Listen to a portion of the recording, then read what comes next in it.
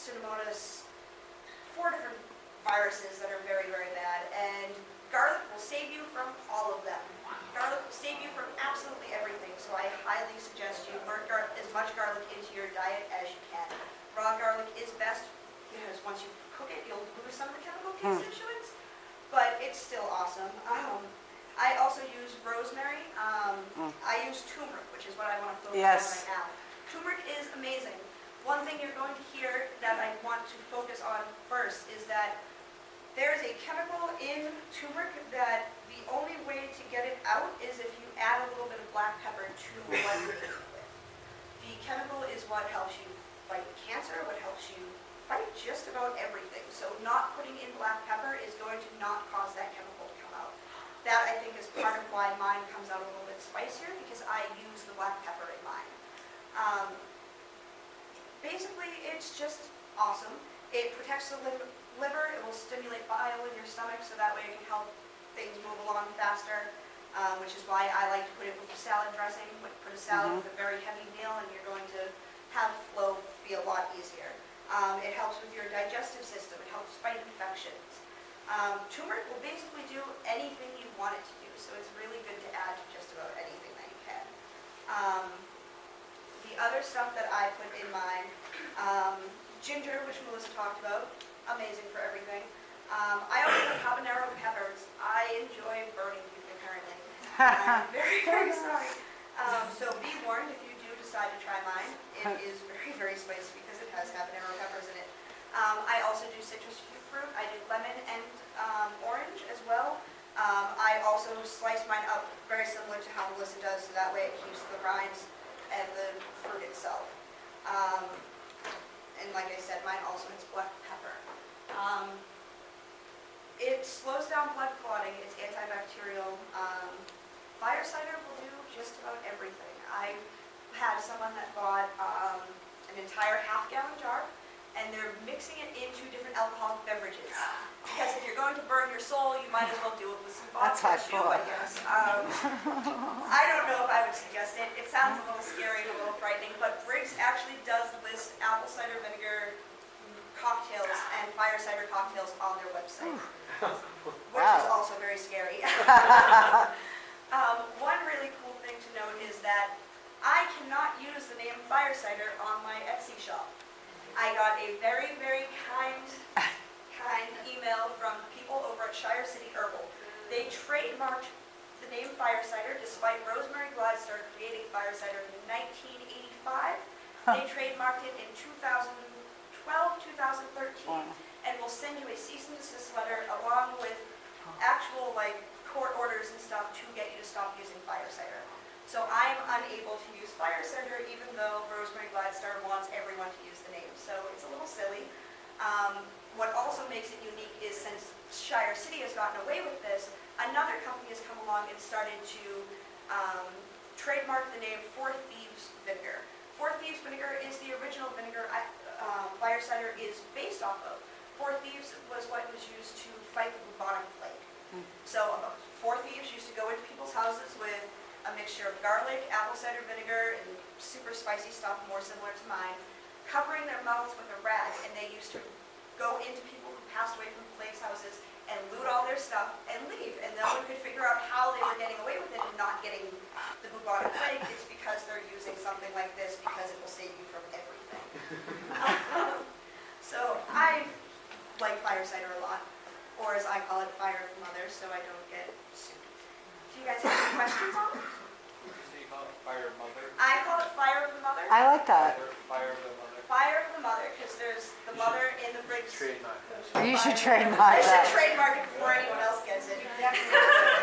I actually wanted to ask Jen to talk about her elderberry tincture really quick, because again, we look for a lot of ways to help patients, and Jen made me an elderberry tincture last fall, and she told me that it was for my lungs, that I don't smoke, but I had started to have a cold, and I get really scared when I have problems with my lungs. That runs in my family, and she's like, well, you could have an elderberry tincture, and it's soothing, and could you just talk on that a little bit, because that kind of really, that's why I fell in love with you. I was like, what is this elderberry? She says that, but it's actually the chocolate sauce. It was the chocolate sauce. And I might have tried her with cupcakes too. She makes good cupcakes too, what can I say? That's all true. I did a year of pastry school before I did this.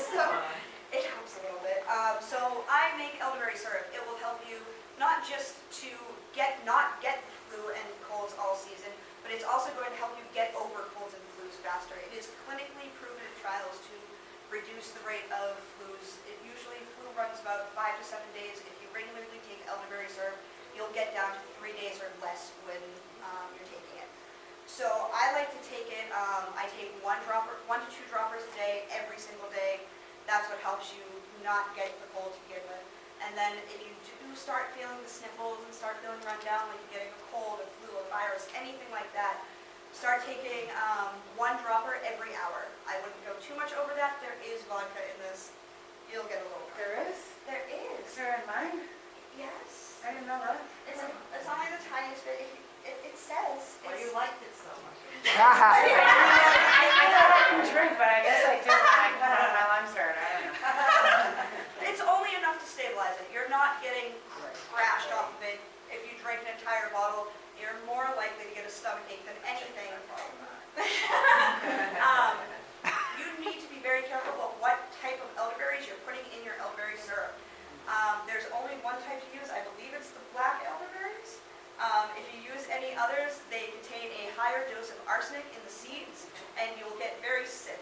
I had some friends that went to a festival and were like, they were being festival kids, and they're like, oh, look, there's fresh elderberries, and they picked them and made fresh, tea or something like that, and my friend walked over to them and was like, did you,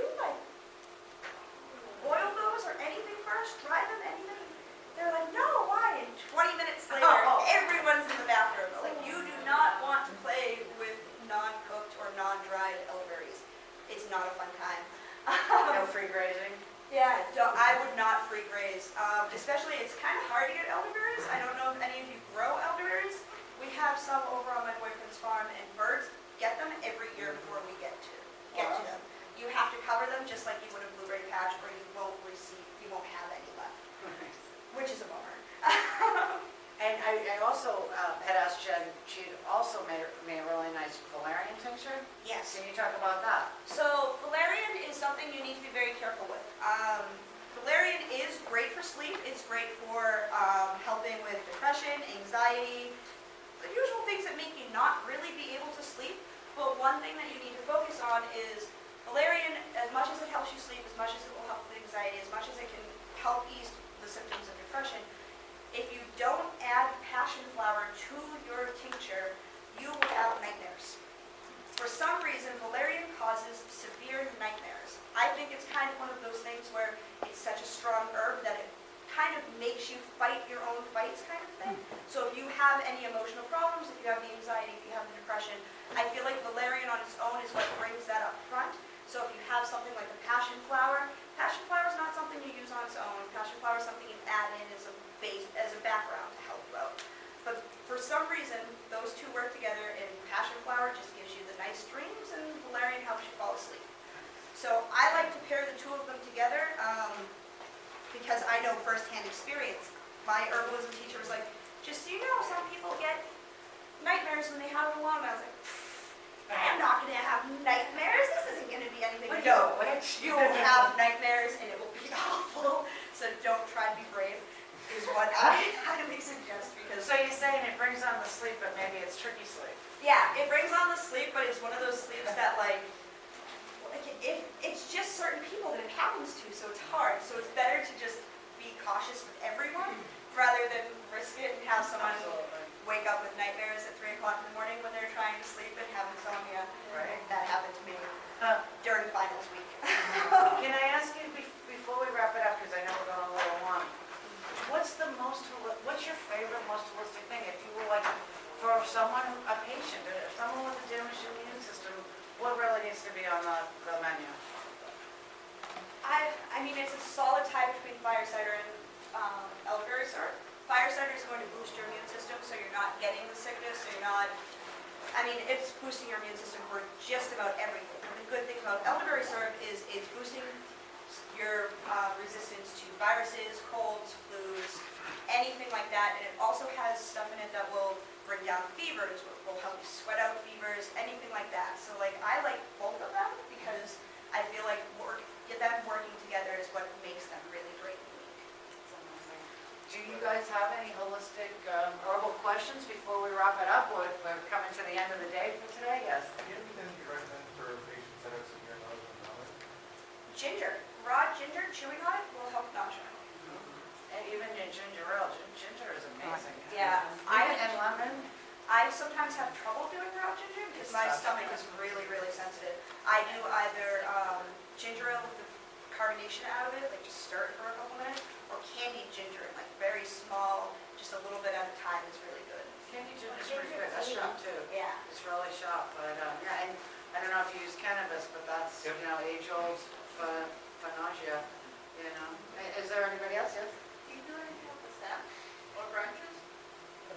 Well, you could certainly put them into your salve. You know, if I had a beautiful little plant, there'd be no reason for me not to clip off the stems and lay them in. This strains very nicely, and I'm all about experimentation, and you can use every bit of a cannabis plant. And all of it is packed with amazing chemical compounds. The majority of it is unknown chemical compounds, but the medicinal effects of all the plants just cannot be denied any longer.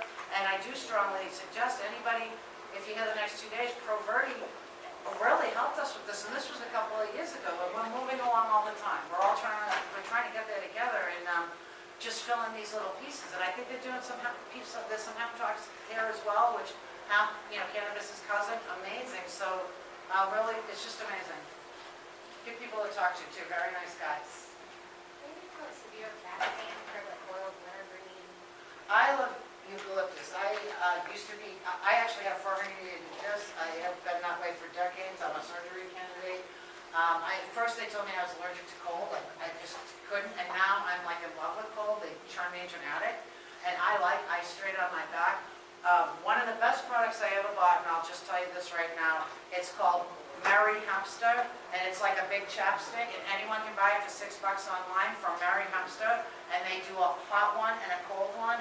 The cold one I use on my neck for $6, and I still feel the relief the next day. I've never used a product like that, and you don't have to be a patient to buy it, so I tell every single person I ever met, for $6, if you have pain, there's no reason not to try that product.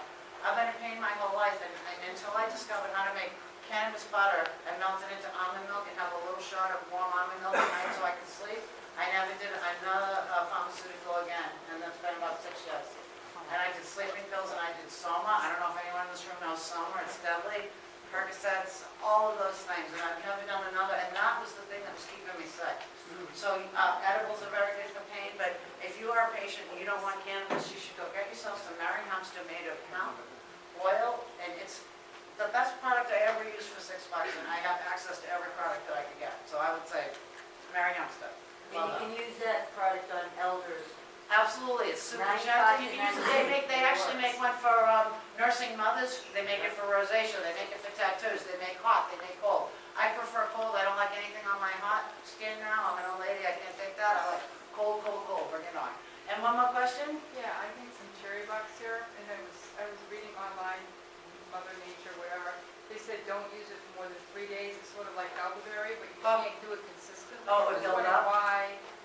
Is it a chemical buildup? I believe cherry bark is more of, Respiratory, they said. yeah, it's either one of the ones that makes you, like, it's an expectorant and like reduces the cough, or it's one of those ones that like make you super phlegmy so you can get the phlegm out kind of thing.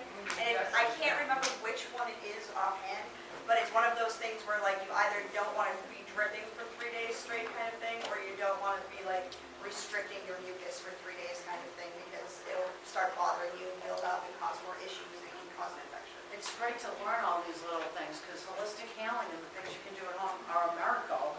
But we all have to learn together, and the anecdotal evidence and what we can learn together, and our tests, and that's good to know. I had no idea about that. I love my last nostril was nettles tea, stinging nettles. Yes. I did have gloves on, and I was kneeling down in a patch. Oh, Yeah. Nice. Can I just- red body. can I just say, and I don't know if Paul Brennan's in the room, but we like to say in our class, not everything organic is good for you. Right. No, and we all use these organic cannabis lines. We really try and do that for our patients, and we always use an example of one of our best people has diabetes, and he was wearing shorts, and he knelt down on a top while he was watering his plants with organic nutrients. So he was kind of getting a light bath on his legs, and from his knee down, he had burning. And we were so scared, I thought he had blood poisoning. You know, I was like, what happened? And we went to the hospital, we went to the emergency room, and he was fine, but it was so upsetting to see, and that was simply by getting a little organic on you. So, yes, well said, not all organic is meant to be, you know, beautiful for you, you want to be careful. So I want to just thank you all for coming, I want to thank you, Jen. For anybody who needs more individual attention or questions answered, our staff will be on hand all day tomorrow. We're not doing any demonstrations, we'll have much more time for y'all.